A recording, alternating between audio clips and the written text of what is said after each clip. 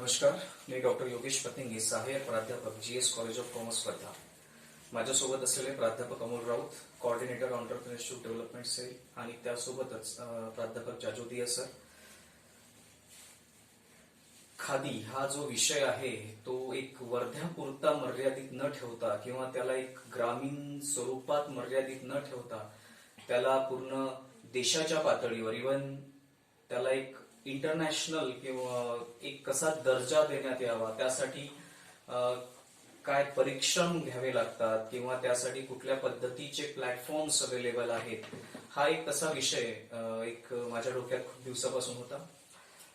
Raut sir आणि जाजोदिया सरांच्या अथक प्रयत्नाने आज ती एक संधी आपल्याला इथे मिळालेली आहे. ऑनलाईन लेक्चरच्या स्वरूपाच्या थोडंसं बाहेर येऊन प्रत्यक्ष एखाद्या उद्योजकाला भेटून त्या उद्योजकाला त्यांच्या त्या प्रवासाबद्दलचे प्रश्न विचारून आणि त्यातून उत्तराच्या माध्यमातून आपल्या विद्यार्थ्यांची कशी मदत करण्यात येईल, हा प्रयत्न आज आपण या इंटरव्ह्यूच्या माध्यमातून करतो आहे. आज ज्या व्यक्तीचा आपण इंटरव्ह्यू घेतो आहेत ती व्यक्ती वर्ध्याची खादीची ओळख म्हणून प्रसिद्ध आहे. खादीला एक आंतरराष्ट्रीय स्वरूप देण्यासाठी त्यांचे जे प्रयत्न आहेत ते दिसून पडतात. खादीला फक्त एक वर्ध्यापुरतं मर्यादित न ठेवता देश पातळीवर, इंटरनॅशनल लेवलवर घेऊन जाण्यासाठी जे नवीन नवीन टूल्स आणि टेक्निक्स आहेत ते त्यांनी उपयोगात आणलेले आहेत. त्यांचा अनुभव आपल्याला नक्कीच विद्यार्थ्यांसाठी किंवा आपल्यासाठी पण आपल्याला उपयोगात पडेल. सर नमस्कार. आपल्यासोबत आहेत आज Shri Balwant Dhage, founder and owner Sevagram khadi Sevagram. Sir एक तरुण उद्योजक आहेत. सरांचा परिचय हा त्यांच्या एक कामातूनच आपल्याला दिसेल, जेव्हा आपण त्यांच्या पूर्ण परिसराचं चित्रण करू, ज्यामध्ये वेगवेगळ्या पद्धतीने जे प्रोडक्शन्स होतात, जी कामं केल्या जातात, आणि इथं आल्यावर नक्कीच आपण प्रभावित होतो की एक छोट्याशा शहरामध्येही एक एवढ्या चांगल्या पद्धतीचं उत्पादन इथे होते.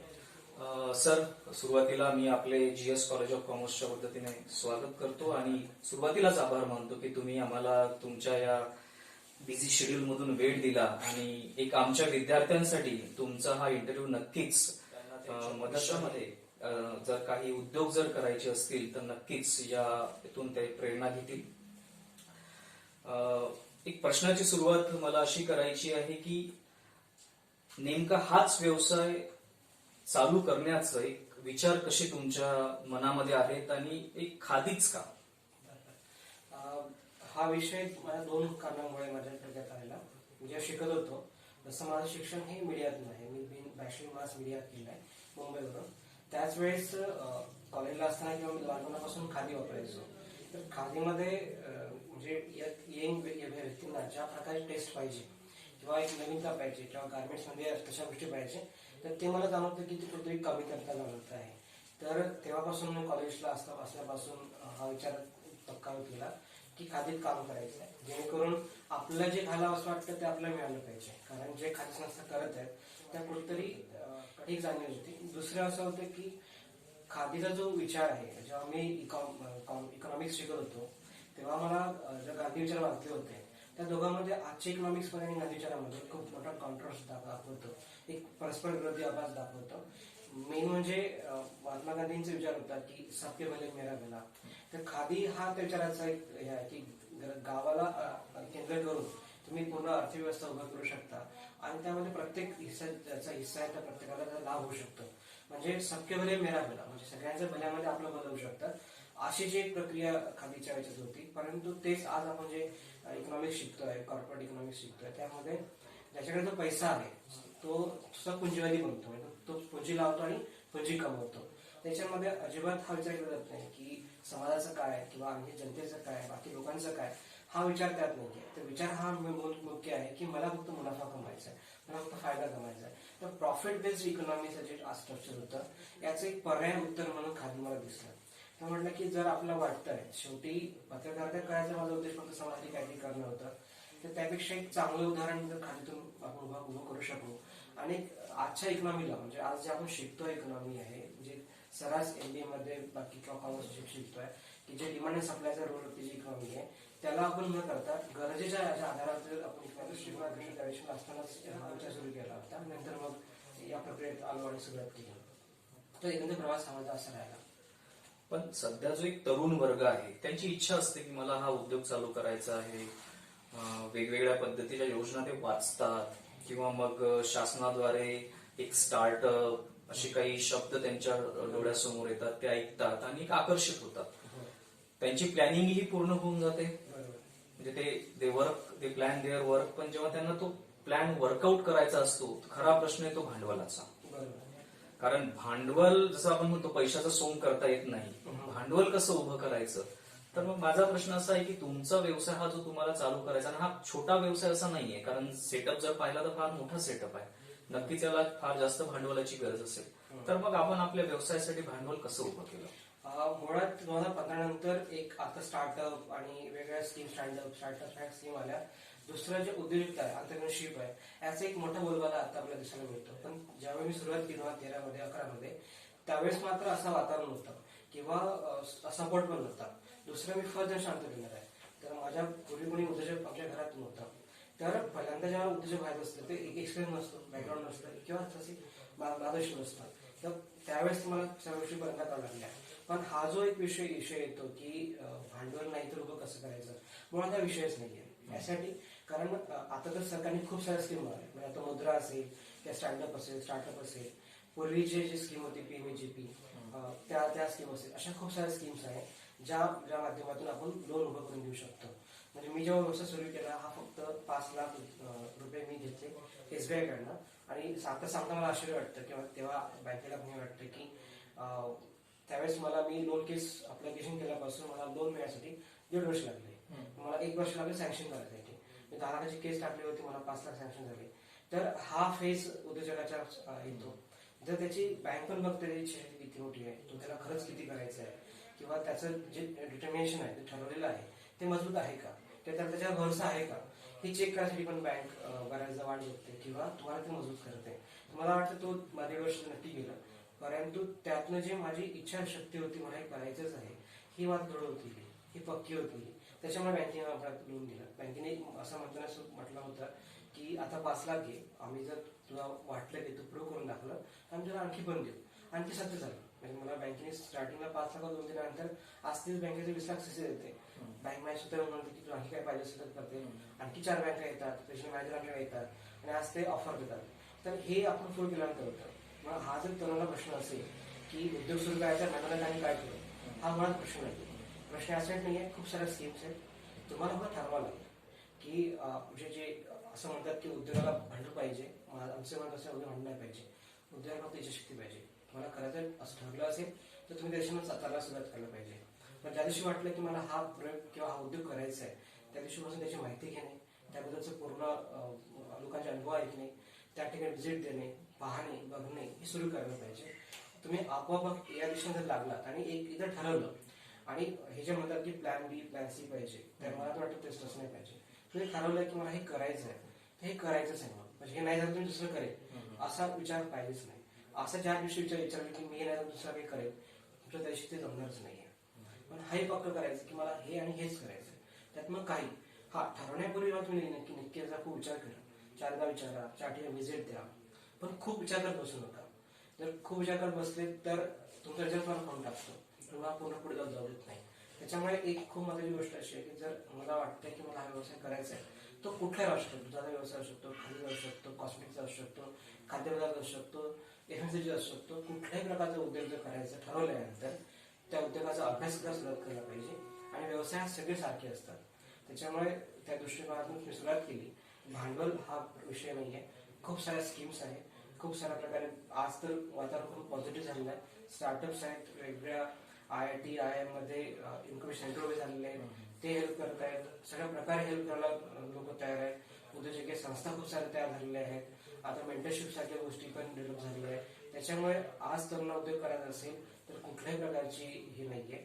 त्यांनी जर त्याला नॉलेज पाहिजे असेल तर कुठे एका उद्योगासोबत जाऊन 6 महिने इंटर्नशिप करावी आणि मग स्वतः उद्योग सुरू करावा, हे मात्र नक्की सांगेल. नक्की सर, म्हणजे तुम्ही एक चांगला संदेश दिला. म्हणजे भांडवलापर्यंत न अडकून पडता इच्छाशक्ती अत्यंत महत्वाची आहे. पण आता यामध्ये जेव्हा आपण थोडासा एक टेक्निकल व्यवसाय करतो तेव्हा निश्चितच त्या व्यवसायाचं ज्ञान आपल्याला असणं आवश्यक आहे. त्याला लागणारं एक मनुष्यबळ, मशीन्स, ते तंत्रज्ञान, त्याची पद्धत, तो प्रॉडक्ट बनवण्याची पद्धत, हे सगळं माहिती असणं आवश्यक आहे. आणि तुम्ही तर खादीचं पूर्ण प्रोसेस मधूनच जात आहात, म्हणजे एका धाग्यापासून तुम्ही एक प्रॉडक्ट बनवता, तर निश्चितच त्याच्यामध्ये तुम्हाला एक ती टेक्नॉलॉजी, ती टेक्निक, ते मेकॅनिझम माहिती असणं आवश्यक होतं. तर मग ही माहिती, हे ट्रेनिंग तुम्ही कुठून घेतलं किंवा त्यासाठी काही असे खास प्रयत्न केले? एक गोष्ट, एक मराठीतून एक छोटीशी म्हण आहे की काम कामाचं गुरु, माणसाला काम शिकवतं. मुळात माझं शिक्षण हे मीडियातलं आहे. मी बॅचलर मास मीडिया केलं, म्हणजे अजून माहिती आहे मला, बाकी ह्या गोष्टी माहिती आहे. परंतु कॉटन किंवा यार्न किंवा फॅब्रिक किंवा लूम, विविंग, प्रोसेसिंग हे मला काहीच माहित नाही. गार्मेंट्स, फॅशन काही माहिती नाही. परंतु जेव्हा आपलं ठरवायचं आहे, आणि हे सत्य आहे की तुम्ही काही शिकलात असाल तर त्याचा तुमच्या व्यवसायाशी, उद्योगाशी काही फरक पडत नाही. खूप सारे आता इन्व्हेस्ट झाले डॉक्टर आज मीडियामध्ये संपादक पदावरती आहे, इंजिनियर झालेली मुलं मीडियामध्ये आहे. तर असं काही नाही, म्हणजे मी मीडिया शिकलोय आणि उद्योग टेक्स्टाईल मध्ये आहे. तर तुमच्या शिक्षणाचा आणि याचा फार फरक पडत नाही. परत तेच आहे की जर तुम्ही जेव्हा शिकताय तर तुम्ही त्या लेवलला बाकीच्या गोष्टी करू शकता. तर जेव्हा मी गार्मेंट शिकलो तेव्हा हे निश्चितपणे व्हिजिट दिल्या, ज्या ठिकाणी खादीचं काम होतं, या ठिकाणी गार्मेंटचं काम होतं, अशा फॅक्टरीला भेटी दिल्या. त्या भेटीतून मला जास्त शिकायला मिळालं. तर तुमचं बॅकग्राऊंड काय आहे हे महत्वाचं नाहीये, परंतु नॉलेज असणं खूप आवश्यक आहे. त्याची तुमची फ्लेक्झिबिलिटी पाहिजे की जर तुम्ही एखादी गोष्ट ठरवली की आपल्याला अशा दिशेने जायचं आहे आणि उद्याला तुम्ही एखादी व्हिजिट केली किंवा कळलं की आपला तेलला ब्रेक चुकीचा होता, तो ताबडतोब चेंज करताना पाहिजे. आणि तो त्याची फ्लेक्झिबिलिटी असेल आणि नेहमी शिकायची इच्छाशक्ती असेल तर तुम्ही काही शिकू शकता.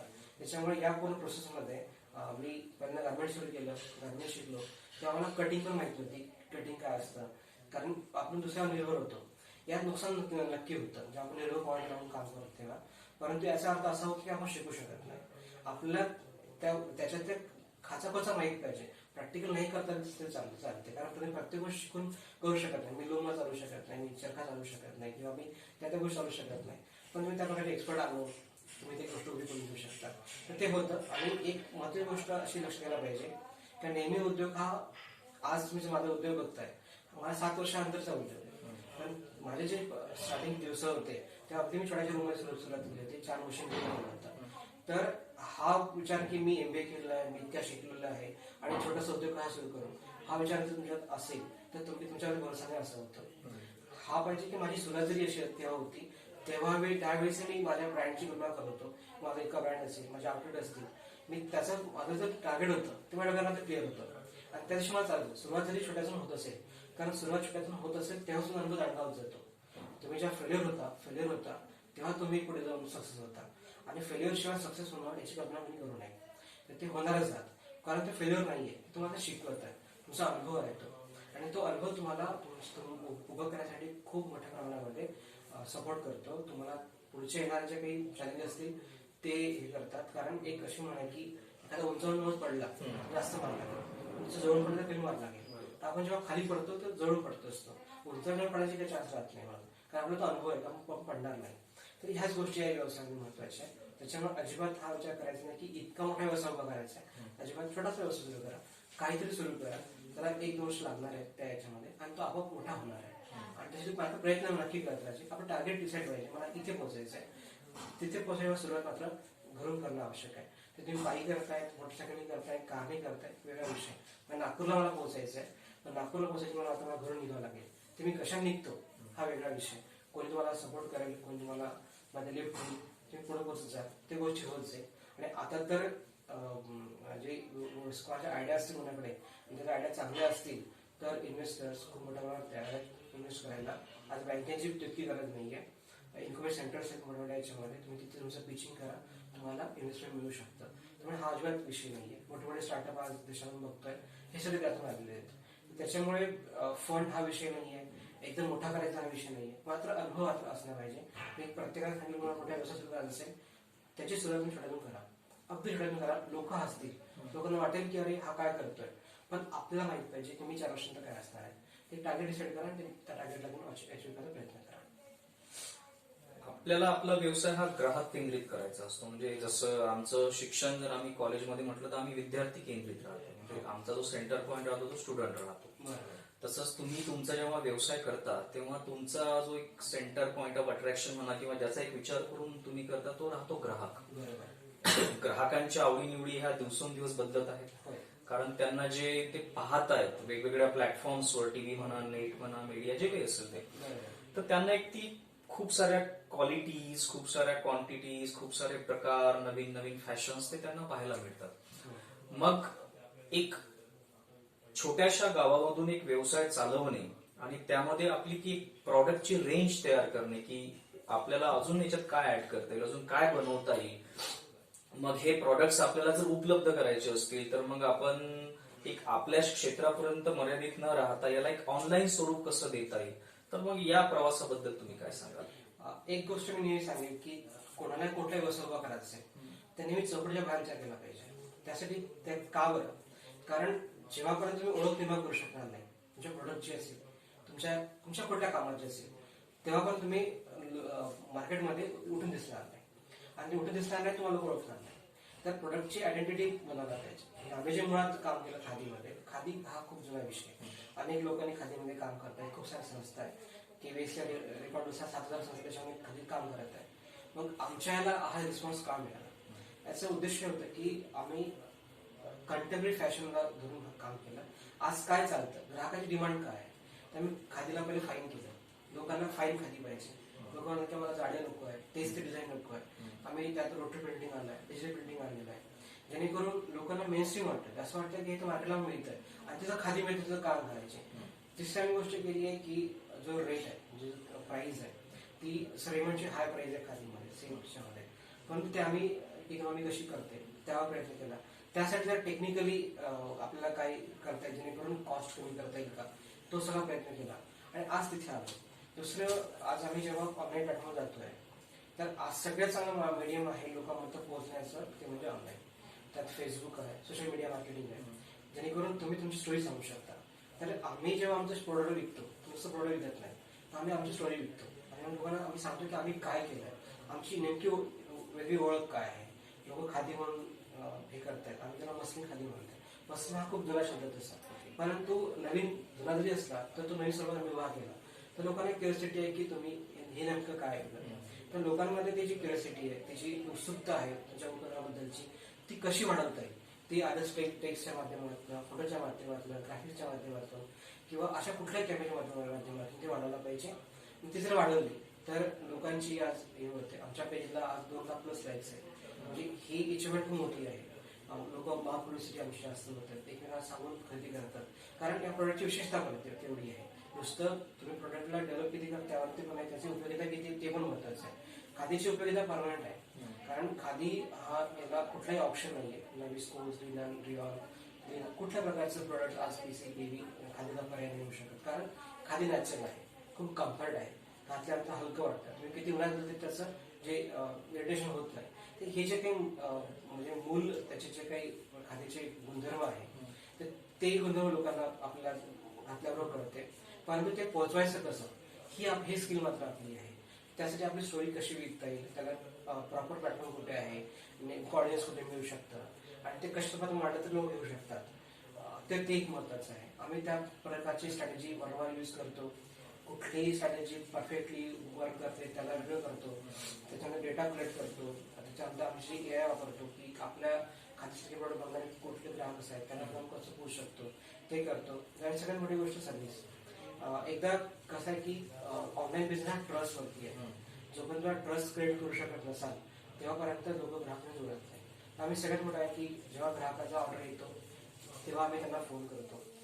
जेव्हा ग्राहक आमच्या साईटला व्हिजिट करते आम्ही त्यांना ईमेल करतो. या प्रकारचे आमचे रिलेशन्स आहेत ते डेव्हलप करतो. ग्राहकाचं अप टू त्याचं सॅटिस्फॅक्शन पर्यंत आम्ही ते सोबत असतो. त्याला पहिला मला खूपदा फोन येतो, आम्ही अटेंड करू शकत नाही, नंतर कॉलबॅक करणे किंवा अशा प्रकारचं कशा प्रकारे ग्राहकाशी एक ग्राहक महत्वाचा आपल्याला, तर ते मात्र आम्ही पाळतो आणि त्याच्या दृष्टीने यंत्रणा उभी करतो आणि म्हणून ऑनलाईन मध्ये सक्सेस शकतो. तर एक ऑनलाईन बद्दल एक नेहमी सांगितलं जातं की जे फीडबॅक मेकॅनिझम राहतं ग्राहकांचं, कारण जनरली ग्राहकांच्या काही तक्रारी राहतातच आणि तो त्यांचा अधिकारही आहे की काही त्यांना वाटलं प्लस मायनस कदाचित ते चुकीचे असेल पण त्यांच्या तक्रारी राहतातच. मग या तक्रारी ज्या आपल्याकडे येतात, मग त्या तक्रारीचा निपटारा आपण कसं करतो, किंवा मग त्यांचं जर काही असेल की मला या प्रॉडक्टमध्ये अजून थोडंसं असं काहीतरी वेगळं मिळेल का, मग असं काही याच्यामध्ये ना एक तर सगळ्यात मोठा प्रॉब्लेम काय येतो की ऑनलाईन मध्ये जो रंग दिसतो तो रंग प्रत्येक मोबाईलवरती डिव्हाइसवरती वेगळा दिसतो. तर आम्ही त्यात अगोदरच लिहित असतो की 10 to 20% तुम्हाला व्हेरिएशन मिळेल, पण ते ग्राहक वाचत नाही. आणि जेव्हा प्रोडक्ट हाती येतं ते म्हणते की ऐसा तुम्ही म्हणजे मिळाय नाही. हा त्याचा पहिला प्रश्न असतो. दुसरा साईजचा इश्यू येऊ शकतो. आम्ही ज्या साईज मेन्शन करतो ग्राहक तो चाळून बघत नाही. त्यांना माहिती असतं की मी 40चा वापरतोय, आता हा 40चा पण मला परफेक्ट होईल, किंवा ते इश्यू असतात. त्याच्यानंतरचा इश्यू मोस्टली येतो काही हा डिफेक्ट आला किंवा काही म्हणजे ट्रान्झिट असताना काही इश्यू झाला याच्यासोबत किंवा काही डॅमेज आला तर ते इश्यू येत असतात. तर आम्ही सगळ्या लेवलवरतीच ग्राहकांचं सेलिब्रेशन करतो. सगळ्यात मोठा इश्यू येतो की रंग चेंज झाला. आम्ही काय सांगत असतो, कन्व्हिन्स करतो की हा रंग तर चांगलाच आहे, परत तुम्हाला जरी तो अपेक्षित होता पण तो तुमच्या डिव्हाइसचा प्रॉब्लेम होता. हा जो आलाय हा पण चांगलाच आहे, पण त्याने ये भी अच्छा ही आहे, ठीक आहे आपण कर लो नाही. तर ते ग्राहक ऐकून घेतात. दुसरा साईजचा इश्यू येतो, तो जेन्युइन इश्यू असतो, बऱ्याचदा लोकांना होत नाही. पण मग लोक म्हणतात आम्हाला तुम्ही रिप्लेस करून द्या, आम्ही त्याला पण तयार असतो आणि रिप्लेस करून देत असतो. त्यात मग 10% आमचे असेल म्हणून दर महिना होतं. दुसरं येतं डिफेक्टचा. डिफेक्ट जर जेन्युइन असला तर आम्ही स्वीकार करतो. या सगळ्यामध्ये 5% ग्राहक असा पण आहे जो आम्हाला फसवतो पण. म्हणजे एखाद्या चुकीचा शर्ट पाठवून देतो, तो म्हणते की आपण शर्ट खराब था, आम्हाला दुसरा बोलतोय आणि आपण त्याला जेव्हा पिकअप करतो तेव्हा आलं प्रोडक्ट वेगळं असतं. हे 2% मात्र होतं. पण याला हे ठीक आहे, हे मान्य आहे आपल्याला की असं होत असतं. पण एवढं खरं आहे की एका लेवलनंतर आपल्याला माहित असतं की ग्राहकाचा नेमका प्रश्न काय असणार आहे. आणि त्याच्यामुळे आमच्या टीमला पण ते असं उत्तर माहित झालं की यांना असं प्रकारे हँडल करतं, असं होऊन जातं. पण आमचं अनुभव मात्र नक्की आहे की आम्ही जेव्हा ग्राहक अटेंड केले आहे त्या ग्राहकाने आम्हाला नेमकी म्हटलेलं आहे की खूप चांगला व्ह्यूज दिले आणि खूप चांगले व्ह्यूज आहेत, तेव्हाच आज आमचं प्रोडक्ट इतकं जास्त प्रमाणात खपलं जात आहे. तर ग्राहकांना सांभाळणं खूप मोठं चॅलेंज आहे आणि तितकं तुम्हाला सांभाळावं लागतं. ग्राहकांची प्रकृती फार वेगवेगळी असते, वेगळ्या प्रमाणे लोक वेगळ्या प्रमाणे बोलतात. पण मात्र शेवटी ह्युमन नेचर सेम आहे. तुम्हाला त्याचं एकदा टेक्निक आली तर ते सांभाळता येऊ शकतं. कुठल्याही उद्योजकाला वाटतं की माझा व्यवसाय मला अजून वाढवायचा आहे, तर मग एक भविष्यातल्या तुमच्या योजना किंवा मग विस्तार किंवा अजून मला काहीतरी वेगळं माझ्या प्रॉडक्ट रेंजमध्ये ऍड करायचं आहे, कुठल्या वेगळ्या प्लॅटफॉर्मवर जायचं आहे, तर अशा काही योजना तुमच्या आहेत की ज्या आमच्या विद्यार्थ्यांना थोडं मार्गदर्शन. नक्कीच. जेव्हा मी सुरुवात केली या व्यवसायाची तेव्हा जरी मी छोट्याशा रूममध्ये सुरुवात केली असेल पण त्याची भव्यता वाढवली तेव्हाच होती. आणि आज मी सगळ्यांना सांगतो माझ्या सहकार्यांना की जे मी काम करू शकलो आहे ते माझ्या कल्पनेत फक्त 1% आहे. त्यामुळे 100% काम पूर्ण करणं बाकी आहे. म्हणजे मी सुरुवात करताना म्हटलं की जे महात्मा गांधींनी कल्पना केली होती गाव केंद्र अर्थव्यवस्थेची, की आज कॅपिटल सिस्टमला जे उत्तर होऊ शकतं आणि ते खात्याचं उत्तर होऊ शकतं, सबके भले मेरा भला कसं होऊ शकतं. तर एक मात्र हा खाद्याचा उद्योग करण्यामागे एक उद्देश हा आहे की गावामध्ये जो कापूस आहे, जो शेतकऱ्यांचा कापूस आज त्याला बाजार मूल्य नाहीये किंवा असेल तरी त्याचं उत्पादन खर्च इतकं जास्त आहे की त्याला ते परवडत नाही. मग याच्यावरती उत्तर काय होऊ शकतं, तर शेतकऱ्याच्या कापसाला जर आपण गाव स्तरावरती जर धागा बनवू शकलो, कापड बनवू शकलो गाव स्तरावरती, तर तिथे तो रोजगार मिळेल आणि त्या लोकांना तिथे काम मिळेल. तर शेतकऱ्याच्या कापसाला जो भाव आहे तो मार्केटने डिसाईड करता तो त्याचा कापड विकेल, पण त्याचा तो भाव तो डिसाईड करू शकेल. ही जर आपण करू शकलो तर हे होईल. त्यामुळे मला गावागावामध्ये शेतकऱ्यांना जोडणे, त्याला ऑर्गॅनिक फार्मिंगकडे वळणे, जेणेकरून त्याचा उत्पादन खर्च आहे तो कमी होईल. आज जो बेटी बियाण्याचे किंवा बाकी सगळ्या बियाण्यामध्ये तो जो पूर्णपणे मार्केट फसलेला आहे त्यातून बाहेर काढणे, जेणेकरून तो सेंद्रिय माध्यमातून आपली शेती करेल, फर्टिलायझर केमिकल्सचा कमी वापर करेल, जेणेकरून प्रकृतीचा फायदा होईल किंवा आज जो ऱ्हास होत्या प्रकृतीत तो होणार नाही. सेंद्रिय कापूस उत्पादन तो करेल, गाव स्तरावरती त्याला नवीन प्रक्रिया करेल, धागा तो गाव स्तरावरती बनवेल, कापड तो गाव स्तरावर बनवेल, जेणेकरून गावात आज जो विस्थापित झालेला मजूर आहे किंवा लोक आहे ते गावात परत रिमार्गेशन होईल आणि त्या लोकांना काम मिळेल आणि तिथे त्यांचा रोजगार वाढेल, तिथे त्यांचं उत्पादन वाढेल. आज जर ते महिन्याचे 10,000 कमवू शकत असेल तर 30,000 कमवते, 3 पट 4 पट त्याची इन्कम वाढेल. हे करायचं आहे. आज यासाठी तरुणांची गरज आहे. तरुणांना आपल्याला कळलं पाहिजे की आज आपण जेव्हा बाहेर जाऊन नोकरी करतो आहोत किंवा कुठल्या प्रकारचं एखादं हे करतोय तर तो उद्योग आपण आपल्या गावात करू शकतो का. तर आम्ही नक्कीच लोकांना म्हणतो की आमच्याशी जोडा, आम्ही अशा प्रकारचे व्यवसाय तुम्हाला देऊ शकतो, आमच्या चेअरमॅन तुम्हाला जोडू शकतो आणि मी केलेलं आहे. आत्ताच रिसेंट आम्ही 5 असे युनिट उभे केले जे आमची कोलॅबोरेशन मध्ये आहे. त्यांना बँकेचं फायनान्स आम्ही करून दिलं. आयडीबीआयला वर्धेला एक मॅनेजर सर आहेत, ते आमच्या विचाराशी खूप जोडले आहेत. त्यांनी आम्हाला खूप सपोर्ट केला. त्या माध्यमातून लोकांना दूध देणे आहे, त्याच्यानंतर चरखा देणे आहे, ते दिले, जेणेकरून ते जो 25-20 हजार रुपये बाहेरून कमवू शकतात तेच पैसे घरी बसून आपल्या उद्योग करू शकतात. आणि आज आपण जर बघितलं नोकरीची अवस्था इतकी वाईट आहे की लोकांना उद्योग नोकऱ्या मिळत नाही, आणि मिळाले तर ते मुंबईत मिळतात, पुण्यात मिळतात, अशा मिळतात. आणि पगार काय असतो, 20,000, 15,000, 30,000 हा पगार इतका असतो. तर त्यात तो त्याचा परिवार सांगू शकत नाही, परिवाराला वेळ देऊ शकत नाही, त्यातले आपला खर्च पूर्ण करू शकत नाही. अशा वेळेस आपण आपल्या घरी बसून जर 20,000 कमवायला तर काय वाईट आहे. त्यासाठी कसे उद्योग करायचे ते आम्ही नक्की सांगतो. आणि आम्ही नक्कीच तरुणांना सांगेल की तुम्ही आपल्या गावामध्ये जी वस्तू बनते, कच्चा माल बनतो, त्याला प्रक्रिया गावासरा करता येईल का ते करायला पाहिजे. कारण हल्दीराम जर मोठा व्यवसाय असेल तर चिप्स होत असेल तर आलू गावातच बनतो. एखादा जर रेमंडचा शर्ट बनत असेल तर त्याचा कापूस गावातच बनतो. त्यामुळे ही जी मधली प्रक्रिया आहे आणि मधले जे लोक कमवत आहेत ते तुम्ही कमवू शकता, ते आपण कमवू शकतो. त्यामुळे एका माणसाने कमवण्यापेक्षा आधी खूप हास्यास्पद उदाहरण असं आहे की आपल्याला माहित असेल मुदरा गार्मेंट्स अलिंचुलीला ग्रुपचं, अलिंचुली त्यांचा ब्रँड आहे, पेटेनर त्यांचा ब्रँड आहे, जेपी त्यांचा ब्रँड आहे, US पोलो त्यांच्यासोबत काम करतो, पॅकेजिंग त्यांच्यासोबत काम करतो. म्हणजे मोठे जे 10 ब्रँड आहे एकाच कंपनीचे आहे.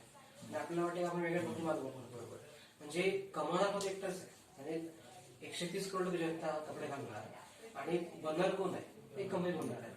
कशा जर कपडे एकच व्यक्ती बनणार असेल, रेमंड आहे त्याचा पार्क्स आहे, पार्क अवेन्यू आहे, 10 ब्रँड एकाच कंपनीचे आहे रेमंडचे, तर एकच कंपनी तू 10 प्रकार नाव करून लोकांना कपडे घालत असेल, बाकी लोकांना तर बेरोजगार होणारच आहे.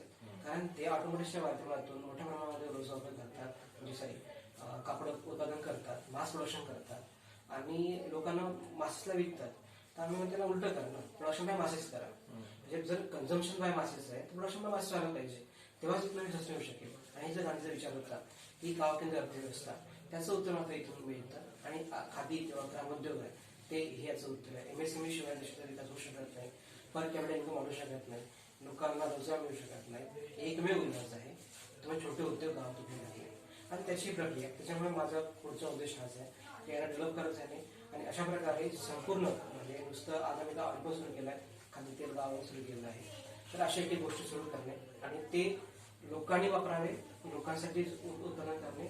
आणि ही जी प्रक्रिया आहे खादीची विचारधारा आहे ती कशी धरती उतरवता येईल हा प्रयत्न मला करायचा आहे. सर, एक शेवटचा प्रश्न. जसा आता तुम्ही तरुणांचा उल्लेख केला, तरुण सध्या कन्फ्यूज आहे. जसं तुम्ही म्हटलं नोकरी किंवा उद्योग, शिक्षणापर्यंत तो नोकरीचे स्वप्न पाहतो, त्यानंतर मग नोकरीमध्ये त्याला अडथळे दिसले तर एक तरुणाईसाठी किंवा महाविद्यालयीन विद्यार्थ्यांसाठी तुमचा एक काय संदेश आहे? मुळात ही आपल्या शिक्षण व्यवस्थेची चुकी आहे की घरी पण मायबाप असतील, आईवडील असतील मुलांचे, त्यांना लहानपणापासून अगदी लहानपणापासून म्हणजे पहिल्यापासून जात नाही तेव्हापासून त्याला म्हणजे तुला कमाई करायची आहे तर नोकरी करायची आहे. तर नोकरी किंवा कुठेतरी मजूर होणे, नोकरी तसंच पूर्णपणे हेच आहे. तर पॅशन हा वेगळा विषय येतो. फक्त शिक्षणचा उद्देश हा नोकरीसाठीच आहे, ही आपली सगळ्यात मोठी चूक आहे. आणि आपण तेच करतो. आपल्या इथे जी शिक्षण व्यवस्था मेकाने उभी केली तेव्हा इंग्रजांना ज्या लोकांची गरज होती त्यांनी ते शिक्षण देत दिले. आजही इंडस्ट्री जी गरज आहे तेच कोर्स दिला होतात. इंडस्ट्रीला जर बायोटेक्नॉलॉजी माणूस पाहिजे बायोटेक्नॉलॉजी शिकवतो, त्याला फिजिक्सचा पाहिजे फिजिक्स शिकवतो, इंडस्ट्रीला जे पाहिजे इंडस्ट्री शिकवतो. माणसाला काय पाहिजे माणसाला माहिती नाहीये. बरं, फक्त पोट भरायचं एवढंच आपला उद्देश आहे. तर मग पोट भरायसाठी आपण इतके 10-15 शिकतो आणि शेवटी काय तर मग कुठेतरी जाऊन नोकरी करतो.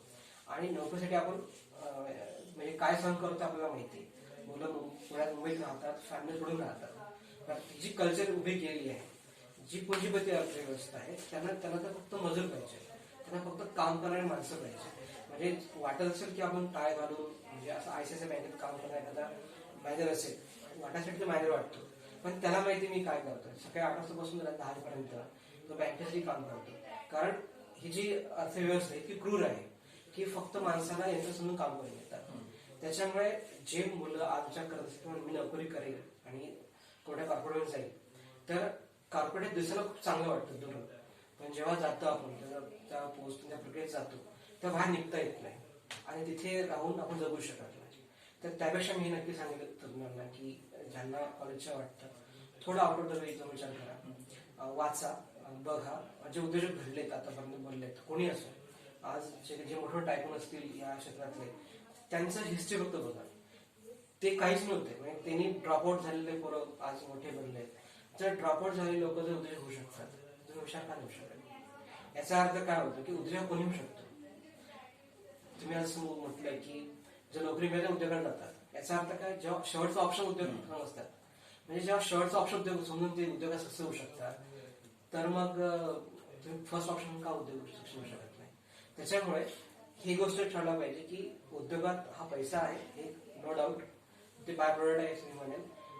तुम्ही नोकरीमध्ये लिमिट आहे, जास्त मेहनत केली जास्त पैसा नाही मिळत. उद्योगात उलट आहे, जितकं तुम्ही मेहनत कराल तितका पैसा मिळतो. सगळ्यात मोठी गोष्ट मिळते सॅटिस्फॅक्शन, जे नोकरीत कुठल्याही पैशात मिळत नाही, किती पगारात ते मिळू शकत नाही, ते मात्र उद्योगात मिळतं. कारण तुम्ही जेव्हा कुठलं काम करता चॅलेंज ते समोर येतात, तुम्ही ते सॉल्व्ह करता, त्याचा एक वेगळा आनंद असतो. तुम्ही कोणाला शेअर नाही केला तुम्हाला वेगळा आनंद आतून मिळतो. तो आनंद उद्योगात आहे, तो आनंद नोकरीत आहे मला माहित नाही, मी नोकरी केली नाही तशा प्रकारची. दुसरं तुमचं अपमान होत नाही कुठे. तुम्ही जेव्हा नोकरीत काम करता मला बॉस रिपोर्ट करावा लागतो आणि बॉस तुमचा नेहमी अपमान करतो. तर ते रिलेशन उद्योगात नाही आहे. उद्योगात मात्र नक्की आहे, तुम्हाला माणसाची माणसं कसं वागलं पाहिजे ते शिकवलं जातं. तुम्हाला आपोआप शिकताय गोष्टी की एखादी जर गोष्ट अडलेली आहे ती बाहेर काढायची आहे तर ट्रिक तुम्ही वापरता आणि त्याला बाहेर निघतात, हे तुमचा अनुभव वाढवतो. तर त्याच्यामुळे एक मजा आहे उद्योग करण्यामध्ये. पैसा तर आहेच, ऑफकोर्स तुम्ही जितका अपेक्षा करा तितका कमवू शकता आणि ते माझं नेहमी ग्रोथ आहे. ग्रोथची लिमिट पण नाही आहे. तुमचं कधी टर्न येईल आणि कधी तुम्ही आणखी जास्त ग्रोथ करून घ्यायचं पण काही नाही आहे. एखादा मोठा ऑर्डर मिळू शकतो, एखादा मोठा टाईप होऊ शकतो, काही होऊ शकतं. तर सन्मान खूप जास्त आहे आणि जे सन्मान आहे ते जगलं आहे, त्याच्यामुळे उद्योगच केला पाहिजे. आणि जर भीती वाटत असेल तर नो प्रॉब्लेम, कुठून तुम्ही 6 महिने इंटर्नशिप करा, कुठून असंच काम करा. तुम्ही इतके 12 वर्ष शाळेत शिकलेत, कॉलेज शिकलेत, 1 वर्ष आणखी शिका, पण अनुभवातून शिका. त्या उद्योगात जाऊन बघा, उद्योगाच्या खाचा शिका, नॉलेज गेन करा आणि मग काम सुरू करा. प्रॅक्टिकल अनुभव घेतल्याशिवाय काम नाही केलं पाहिजे, हे मी पण सांगेल या याच्यातनं. पण हिंमत न झाली नाही पाहिजे, उद्योगच केला पाहिजे. नोकरी ऑप्शन नाहीये, नोकरी हे ऑप्शन देण्यासाठी आहे जे काहीच करू शकत नाही. ते नोकरी करावी आणि ज्यांना वाटतं की माझा दम आहे मी उद्योगच केला पाहिजे. इच्छाशक्ती ही अत्यंत महत्वाची आहे. अडथळ्यांची शर्यत हे कधीच कमी होणार नाही, पण जसं सरांनी सांगितलं की इच्छाशक्ती जर असेल आणि आउट ऑफ द बॉक्स विचार करण्याची जर आपल्यामध्ये ताकद असेल तर नक्कीच तुम्ही तुमच्या स्वप्नांना एक नवीन स्वरूप देऊ शकता. सर, आपण केलेलं मार्गदर्शन नक्कीच आमच्या विद्यार्थ्यांना अत्यंत उपयुक्त राहील. भविष्यातही आम्ही आपल्यापर्यंत वेगवेगळ्या पद्धतीने पोहोचू आणि आपलं मार्गदर्शन आमच्या विद्यार्थ्यांपर्यंत घेऊन जाऊ, जेणेकरून त्यांच्या आयुष्यातले जे स्वप्न असतील ते पूर्ण होतील. सर, आपण आम्हाला वेळ दिला, धन्यवाद. ट्रिगर मशीन आहे, त्यावरती जो कापड आपण सोडवला आहे त्यामध्ये स्टार्टिंग प्रोसेसिंग आणि लाईटिंग त्या गेल्या आपण त्या वॉश होत आहे, सिम्पल वॉश आहे त्या कपड्यावरती मशीन त्याला सी पण लागली हॉट वॉश केला जातो आणि थंडा वॉश आहे. हॉट वॉश करून याला टाईप करायचं. इथून डिस्पॅच सेक्शनचं आहे, पूर्ण स्टोअर आहे त्याच्याकडे आणि इथून डिस्पॅच आपला ऑर्डर येतो, मग इथून पॅक करणे आणि डिस्पॅच करणे आपल्या इथून जो ऑर्डर येतो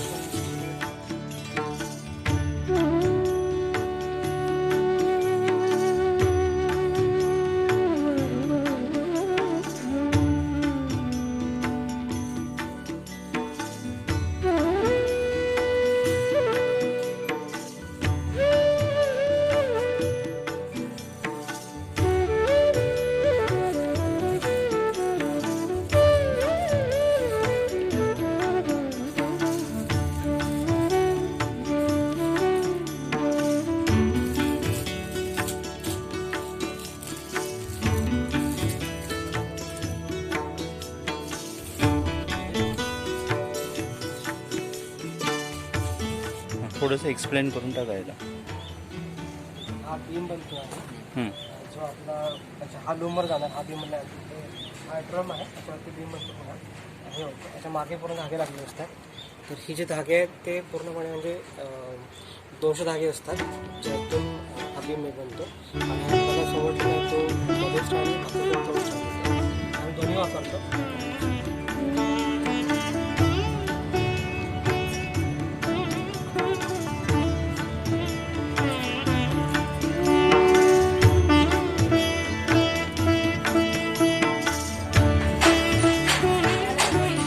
दाना आहे तिने बाणाचा धागा आहे 3,000 धागे आहेत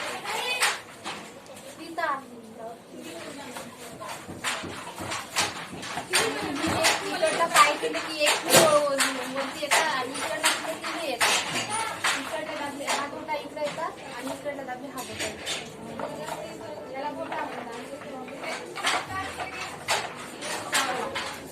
आणि यातून तुमचे रील्स तयार होतात. ते रील तयार होतात ना हे? त्या बनवावं लागतं अच्छा, त्याच्यावर ते- आणि ह्या ह्याच्यात